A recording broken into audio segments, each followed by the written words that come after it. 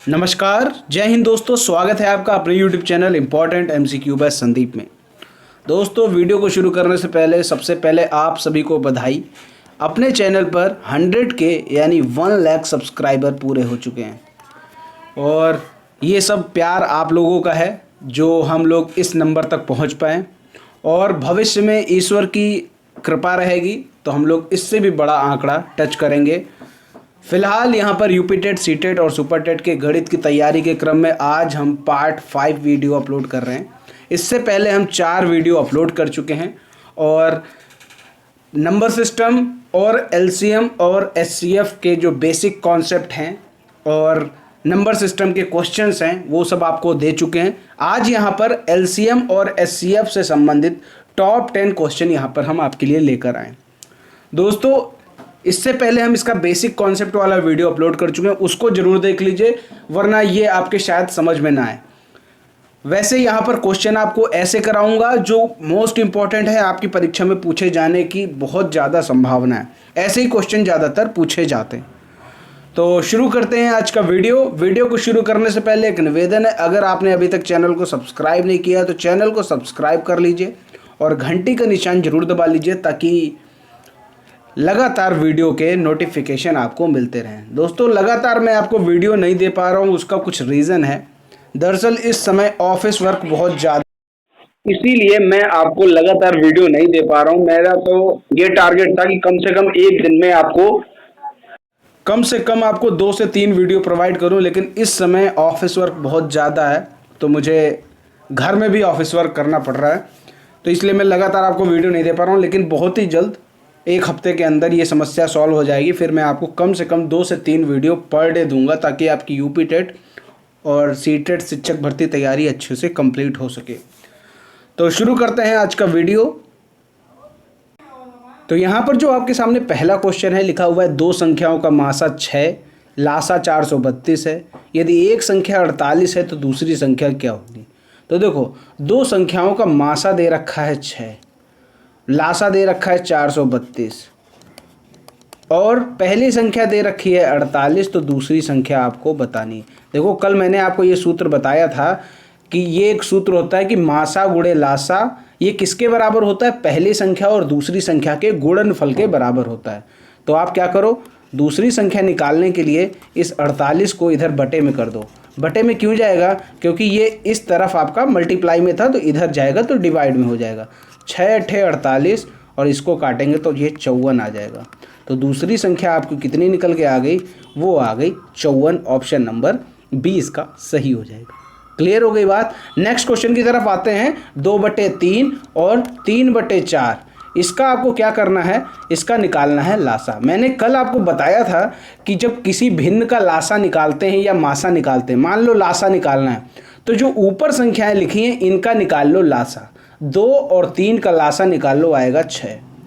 नीचे वाली जो संख्या होती है उनका लासा नहीं निकालते। जैसे लासा निकालना है तो नीचे वाली संख्या का लासा नहीं निकालते, उनका निकालेंगे मासा। अगर इसी जगह मासा होता तो नीचे वाली का निकालते लासा। क्लियर हो गई बात? जो यहाँ लिखा हो उसका उल्टा निकालेंगे, यानी लासा लिखा है तो नीचे वाले का मासा निकालो, अगर मासा लिखा है तो नीचे वाले का लासा निकालो।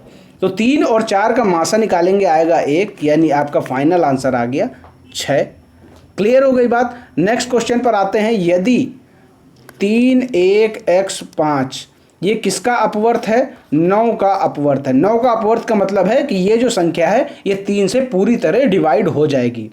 तो यहाँ पर x की जगह क्या आएगा ये आपको बताना है। तो 9 से डिवाइड होने का रूल अगर आपको पता है तो आप ये कर लोगे। तो 9 से डिवाइड होने का रूल क्या है? सभी संख्याओं को जोड़ दो। ठीक, अगर योगफल 9 से डिवाइड हो रहा है तो ये मान के चलो कि आपका पूरी संख्या 9 से डिवाइड हो जाएगी।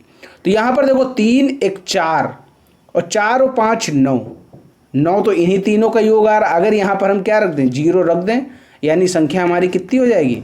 3105। तो यहाँ पर अगर 0 रख दें तो ये पूरी संख्या आपकी 9 से डिवाइड हो जाएगी। लेकिन आपको ऑप्शन में देखना है, ऑप्शन में कहीं भी 0 नहीं है।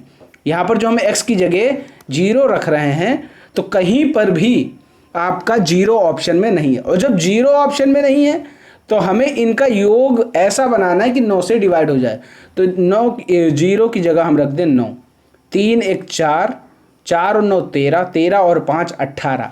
तो 18 देखिए यहाँ पर 9 से डिवाइड हो जाएगा, तो यहाँ पर 9 रख सकते हैं। तो 9 ऑप्शन में है, ऑप्शन नंबर डी इसका सही हो जाएगा। क्लियर हो गई बात। नेक्स्ट क्वेश्चन पर आते हैं। प्रश्न संख्या 4, दो संख्याएं 6 और 11 के अनुपात में हैं। ठीक, यदि इनका लासा 462 है तो मासा क्या होगा। देखो यहाँ पर सबसे पहले 6 और 11 के अनुपात में है, तो इनको संख्या बना लो 6x और 11x। क्लियर हो गई बात। ठीक है, अब यहाँ पर देखो ये संख्याएं आपकी दे रखी हैं।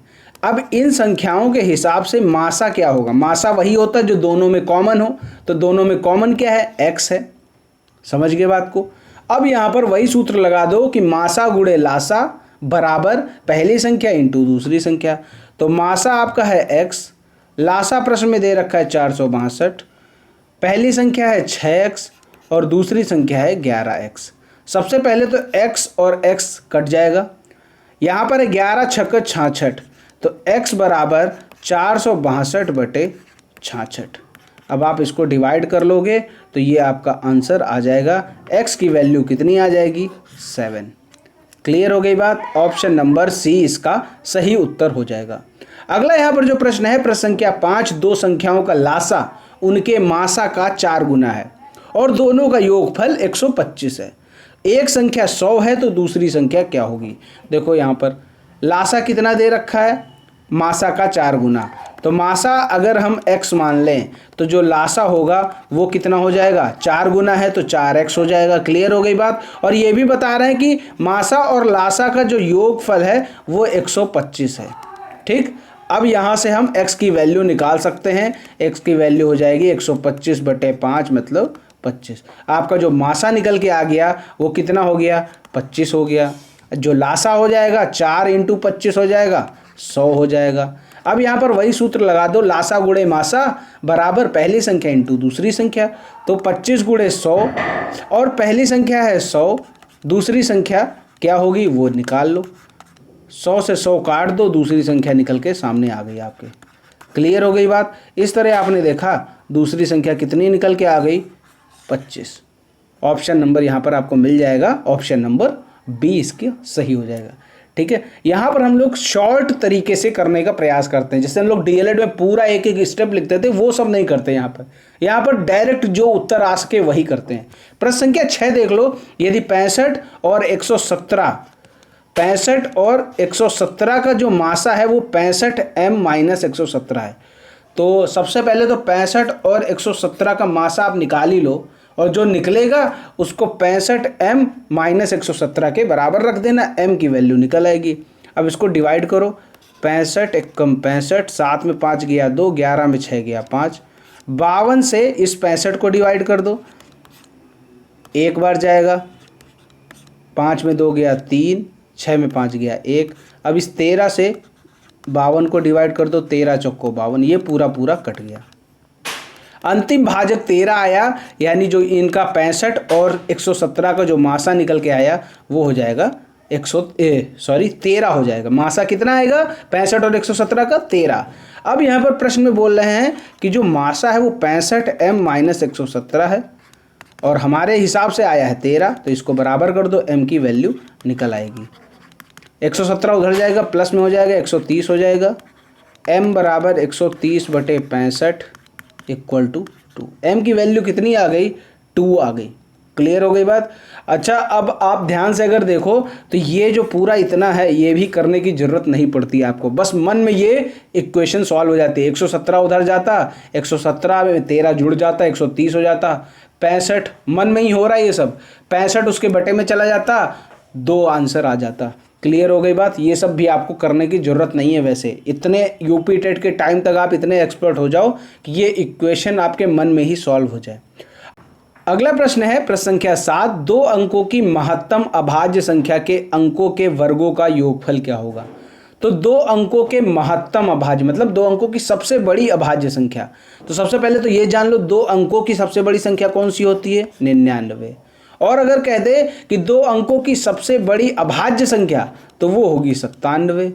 अब ये बोल रहे हैं इस संख्या के अंकों के वर्गों का योगफल। तो अंक है इसमें 9 और 7। अब 9 का वर्ग होता है 81, 7 का वर्ग होता है 49, दोनों को जोड़ोगे तो आएगा 130। ऑप्शन नंबर बी इसका सही उत्तर हो जाएगा। क्लियर हो गई बात? जो प्रश्न में कहे वही कर दो, फटाक से उत्तर आ जाएगा। अगला देखो, यहाँ पर लिखा है यदि x बराबर 2 की पावर 2 इंटू 3 की पावर 3 इंटू 7 की पावर 2 और y दे रखा है 2 की पावर 3 इंटू 3 इंटू 5, यहाँ पर बोल रहे हैं इनका मासा क्या होगा। मासा देख लो, मासा मैंने आपको बताया वही होता है जो दोनों में कॉमन होता है। तो यहाँ पर देखो 2 की पावर 2 है, यहाँ पर भी 2 की पावर 2 है, यहाँ पर 2 की पावर 3 है तो 2 की पावर 2 यहाँ से ले सकते हैं। तो पहला तो यही हो गया, 2 से तो यही मिला। अब 3 में देखो क्या मिल रहा है, 3 में यहाँ 3 की पावर 3 है, यहाँ पर केवल 3 है तो केवल 3 ले लो, क्योंकि यहाँ पर केवल 3 है, यहाँ पर 3 की पावर 3 है, तो जो कॉमन होगा वही ले सकते हैं। अब यहाँ पर देखो 5 यहाँ है लेकिन यहाँ नहीं है, इसको नहीं ले सकते। 7 यहाँ है लेकिन यहाँ नहीं, इसको नहीं ले सकते। तो जो मासा आपका निकल के आया 2 की पावर 2 इंटू 3, तो कहीं ऑप्शन में है ऑप्शन नंबर सी इसका सही हो जाएगा। ठीक है, कभी कभी ऑप्शन ऐसे दे देते कि इन सभी का मल्टीप्लिकेशन हो जाता, तो 2 की पावर 2 होता है 4, 3, 12। अगर कहीं नंबर में दिया होता तो 12 ऑप्शन सही होता, लेकिन अगर ये सीधा सीधा दिया तो आपका ये सही हो गया। आगे बढ़ते हैं प्रश्न संख्या 9 की तरफ। 3 भिन्न संख्याओं का लासा, ध्यान से देखो इसको, इस क्वेश्चन को, 120 है, तो निम्न में से कौन HCF नहीं हो सकता। देखो जब किसी भी संख्याओं का लासा मान के चलो 120 है, ठीक है, तो जो मासा होगा यानी HCF होगा, HCF का मतलब होता है मासा, तो जो मासा होगा ना वो इस 120 को डिवाइड करता होगा जरूर से जरूर। तो 8 से देख लो, 8 से तो ये डिवाइड कर रहा है, ठीक है, आप काटना चाहोगे तो देख लो, काट के कट जाएगा, 15 8 120, ठीक है। अब उसके बाद देखो 12 है, 12 से तो कट ही रहा है, 12 दाम 120, 24 पंचे 120, और जो 35 है, 35 120 को नहीं काट पाएगा, यानी 120 35 से डिवाइड नहीं हो सकता।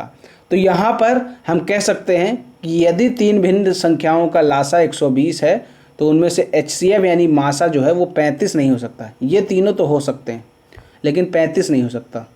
अगला यहाँ पर जो देखो प्रश्न है, 3 अलग अलग चौराहों पर यातायात की बत्तियाँ 24, 36, 54 सेकंड के बाद रंग बदलती हैं। यदि वे तीनों 10:15 पर एक साथ बदलती हैं तो अगली बार वे तीनों एक साथ किस समय रंग बदलेंगी। तो क्या होगा, इन सभी का निकाल लो लासा, 24, 36 और 54 का लासा निकाल लो। उसके बाद जो भी आएगा वो सेकंड में आंसर आएगा और उस सेकंड को 10:15 पर जोड़ दो। देखो यहाँ पर 24, 36 और 54, इनका आप जब लासा करने बैठोगे तो ये लगभग आपका जो लासा इसका निकल के आएगा वो आ जाएगा 216। ठीक, लासा कितना आ गया, 216। तो ये 216 जो आया वो होंगे आपके 216 सेकंड। ठीक है, अब यहाँ पर 216 को आप क्या बना लो, इसको बना लो आप मिनट में। ठीक, तो ये हो जाएगा आपका 3 मिनट, तो 60 × 180, 3 मिनट हो गए।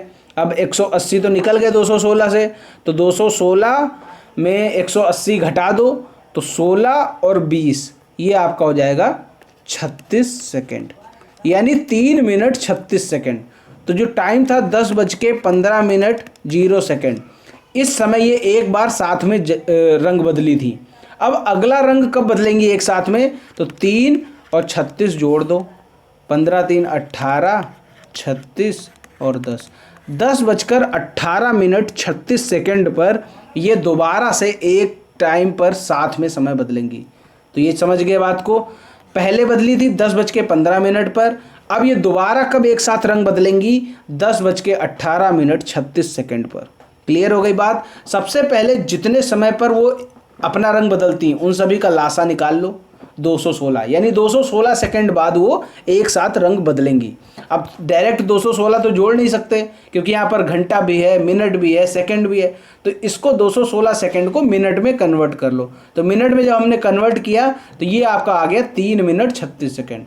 तो 10:15 पर पहले रंग बदली थी एक साथ, अब दोबारा कब एक साथ रंग बदलेंगी, 3:36 को ऐड कर दो तो आपका टाइम हो जाएगा 10:18 इस टाइम वो एक साथ फिर से रंग बदलेंगी। तो इस तरह आपने देखा कि आपके ये 10 क्वेश्चन सॉल्व हो गए। अब यहाँ पर आपके लिए जो एक क्वेश्चन है ये आपके सामने है। दो संख्याओं का अनुपात 3:4 है, उनका लासा 180 है, तो दूसरी संख्या ज्ञात करो। यहाँ पर आपके सामने 4 ऑप्शन दे रखे हैं, इन चारों में से कौन सा सही है नीचे कमेंट में बताओ।